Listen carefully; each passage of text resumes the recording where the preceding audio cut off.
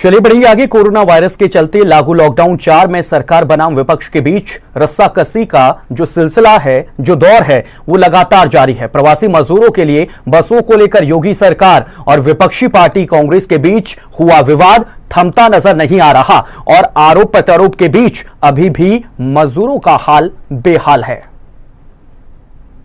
सरकार और विपक्ष दोनों ही प्रवासी मजदूरों को उनके घर तक पहुंचाने के लिए न सिर्फ गंभीर नजर आ रहे हैं, बल्कि मजदूरों को उनके घर पहुंचाने से पहले ही सरकार और विपक्ष के बीच आरोप प्रत्यारोप का सिलसिला लगातार जारी है।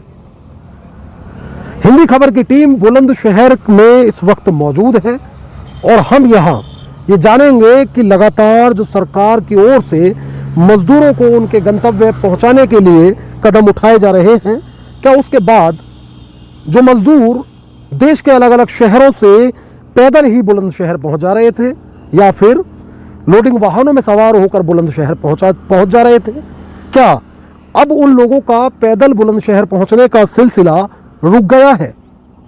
और अगर नहीं तो आखिर बुलंदशहर प्रशासन उन मजबूर मजदूरों को किस तरह उनके गंतव्य जनपद तक पहुंचा रहा है?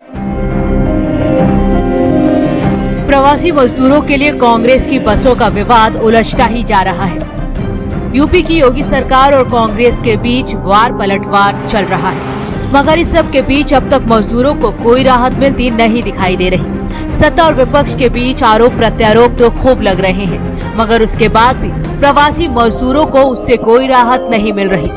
2 जून की रोटी के लिए आधा जीवन बड़े शहरों के नाम कर चुके प्रवासी ना तो ट्विटर जानते हैं और ना ही ये जानते हैं कि ट्विटर पर उनके लिए सत्ता और विपक्ष के बीच चिट्ठी वॉर चल रहा है। ये बेचारे तो बस इतना जानते हैं कि किसी तरह अपने उस गांव पहुंच जाए जिसे ये अपनी भोली भाली भाषा में अपना देश भी कह देते हैं।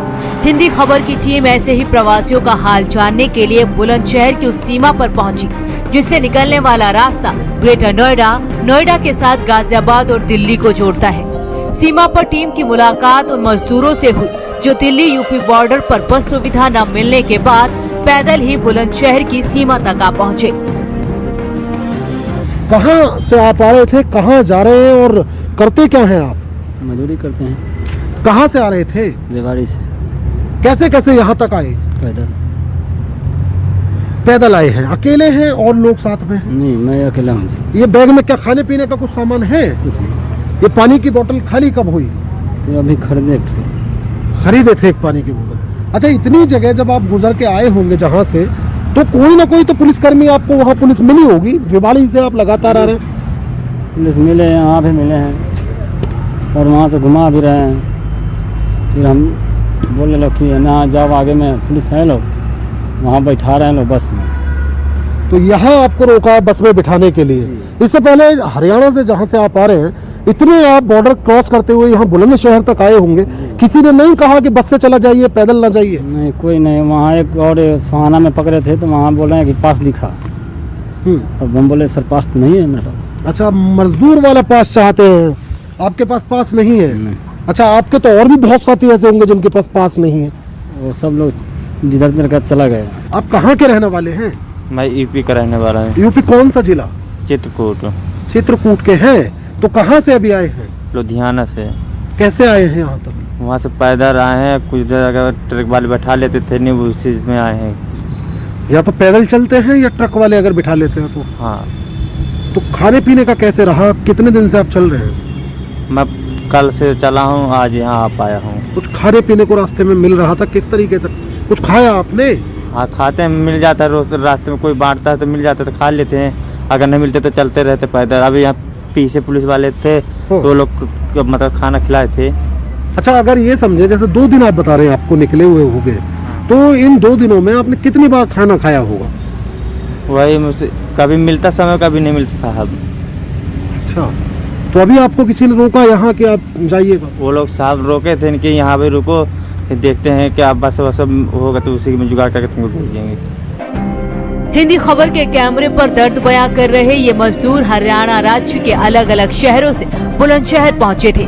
इनमें से कुछ मजदूरों को बिहार जाना था, जबकि कुछ प्रवासियों को पूर्वांचल के अलग अलग जनपदों के गाँव में।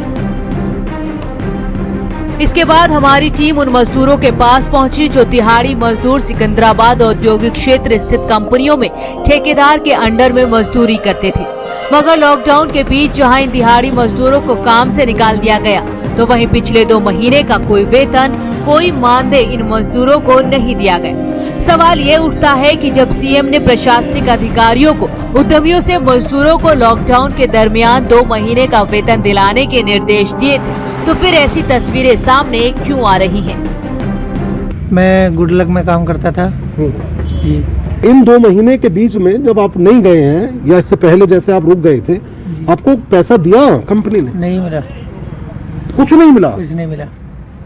तो आप सीधे कंपनी में थे या फिर किसी ठेकेदार के कॉन्ट्रैक्टर से थे। कॉन्ट्रैक्टर के थ्रू आप थे? जी। तो वो कॉन्ट्रैक्टर आपके पास में नहीं आया या आपने उससे बात नहीं की? आपने नहीं कहा कि सरकारें तो कह रही है कि पैसा मिल जाना चाहिए हम लोग? जी नहीं, बात हुई तो मार्च का जितने ड्यूटी की थी जो 22-23 तारीख तक चला वही दिया बस। क्या कहती है पुलिस? अब पहुंचाने के लिए कहती है? अभी हाँ सर बोले कि बुलंदशहर जाओ यहाँ से, तो वहाँ से सवारी मिलेगी। चलिए, यहाँ से आपको पुलिस पहले बुलंदशहर भेजेगी, वहाँ से आपके गंतव्य जनपद भेजेगी। तो अभी कुछ पैसा वैसा कुछ? अभी कुछ नहीं है हमारे पास। जो था वो सब मकान मालिक बोला किराया भी नहीं लिया, मतलब दिया नहीं है। बोला कि हिसाब उसाब करके जाओ, जो कुछ था हिसाब उसाब करके आ गए। CW है। हाँ, उस कंपनी में काम करता था। अभी कॉन्ट्रैक्टर के थ्रू करते थे? हाँ सर। अच्छा। अभी भी काम चल रहा है, लेकिन हमारा कुछ शरीर में कमी के चलते हम जा रहे हैं। मुंह में एटिव मार दिया, पोलियो लकवा, इसके चलते मैं जा रहा हूँ। ये भी अभी आप परेशानी के शिकार हुए हैं? जी। तो पैसा वैसा कुछ दिया फिर?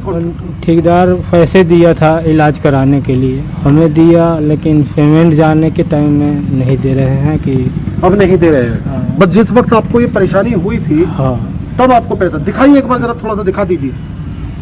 अच्छा, सिर्फ उस वक्त इलाज के लिए? हाँ। आपको थोड़ा सा करीब से दिखा दीजिए। अच्छा, तो इलाज के लिए आपको उस वक्त पैसा दिया था, अभी आपको पैसा नहीं दे रहे हैं? काम नहीं दिए थे, बीच में दिए थे, तो खाना और दवा दोनों चलना। हाँ।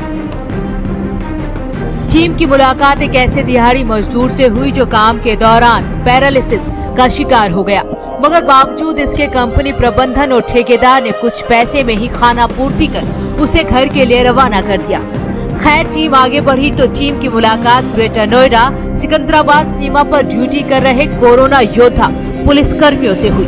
इनकी ओर से बताया गया कि बुलंदशहर से एक भी मजदूर को पैदल नहीं निकलने दिया जाएगा, जबकि इनकी ओर से दावा किया गया है कि यहां तक पहुंचने वाले मजदूरों को भोजन पानी के साथ मेडिकल परीक्षण के बाद उनके गंतव्य तक भेजा जाएगा।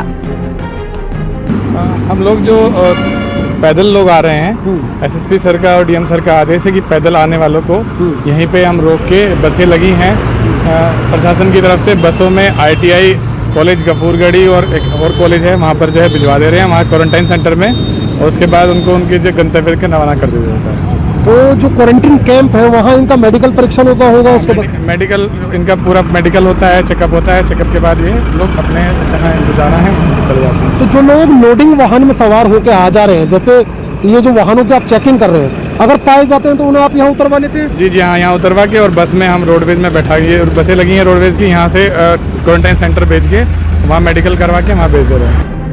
कुल मिलाकर हमारे इस रियलिटी चेक में जहां बुलंदशहर प्रशासन प्रवासियों की यात्रा को लेकर गंभीर नजर आया, तो वहीं दिल्ली यूपी बॉर्डर से अभी भी मजदूर पैदल ही बुलंदशहर की सीमा में दाखिल हो रहे हैं। अब देखने वाली बात ये होगी कि सरकार और विपक्ष कब तक एक साथ मिलकर मजदूरों की इस यात्रा समस्या का समाधान करते हैं, और उम्मीदों का सफर तय करने वाले इन मजदूरों कब तक इनकी मंजिल मिलती है। हिंदी खबर की इस ग्राउंड जीरो रिपोर्ट में जहां हिंदी खबर के कैमरे पर प्रवासी मजदूरों का दर्द छलका, तो वहीं कई चीजें सामने आई। हरियाणा से पैदल सफर करते हुए बुलंदशहर पहुंचने वाले मुसाफिरों की ओर से दावा किया गया कि कई शहरों की सीमा पड़ी, लेकिन प्रशासनिक अधिकारियों ने वहां उन्हें रोककर बस में बिठाने की जहमत नहीं उठाई। प्रवासियों की ओर से दावा यहां तक किया गया कि पिछले 24 घंटे में उन्हें एक ही बार भोजन और पानी की व्यवस्था मिली। खैर, बुलंदशहर पहुंचे प्रवासी मजदूरों को उनके गंतव्य जनपद पहुंचाने के लिए बुलंदशहर प्रशासन गंभीर नजर आया।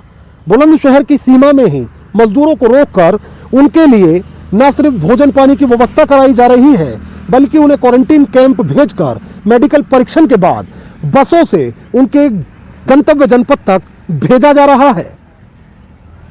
कैमरा पर्सन दानिश गफ्फार के साथ साजिद सैफी, हिंदी खबर, बुलंदशहर।